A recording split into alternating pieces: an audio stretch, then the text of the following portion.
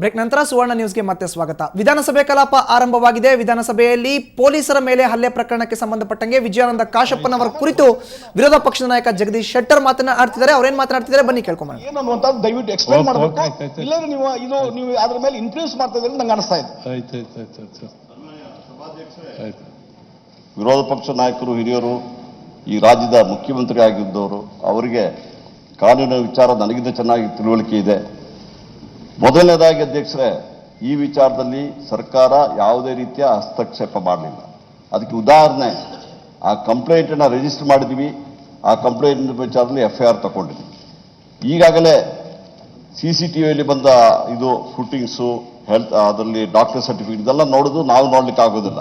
ಅದಕ್ಕೆ ಈಗಾಗಲೇ ಆ ಇನ್ವೆಸ್ಟಿಗೇಷನ್ ಆಫೀಸರ್ಸ್ನ ಮಾಡಿದ್ದಾರೆ.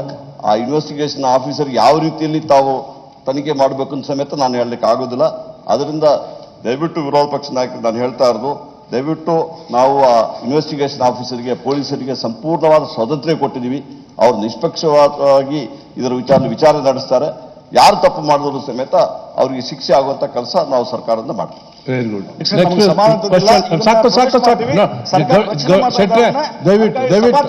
ದಯವಿಟ್ಟು ನಾವು ಸಮಾಧಾನ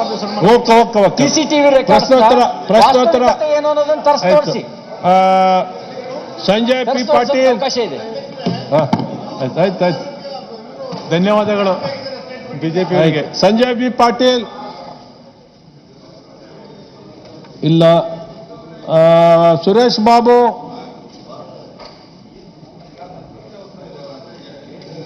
ಆನಂದ್ ಸಿಂಗ್,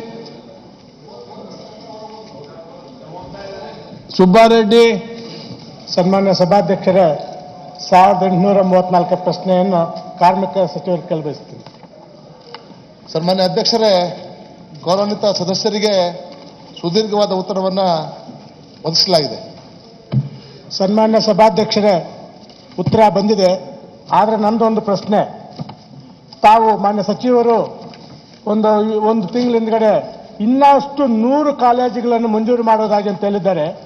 ಇರೋ ಕಾಲೇಜುಗಳಲ್ಲೇ ನನ್ನ ಬಾಗೇಪಲ್ಲಿ ಕ್ಷೇತ್ರದಲ್ಲಿ 17 ಜನ ಇರಬೇಕು. ITI ಕಾಲೇಜಲ್ಲಿ ಇರೋದು 5 ಜನ.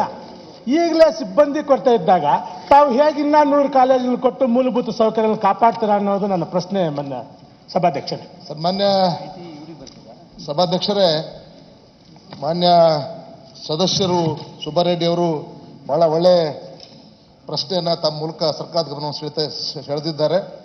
ಖಂಡಿತವಾಗ್ಲೂ ಅವ್ರದ್ದೇನು ಆತಂಕ ಇದೆ ಸಿಬ್ಬಂದಿಯ ಕೊರತೆ ಬಗ್ಗೆ, ಆ ಆತಂಕವನ್ನು ನಿವಾರಣೆ ಮಾಡಲಿಕ್ಕೆ ನಾವು ಈಗಾಗಲೇ ರಾಜ್ಯದ 158 ಸರ್ಕಾರಿ ITI ಕಾಲೇಜುಗಳು ಕೆಲಸ ಮಾಡ್ತಿದ್ದಾವೆ. ಅದರಲ್ಲಿ ಖಾಲಿ ಉಳಿದಿರ್ತಕ್ಕಂಥ 900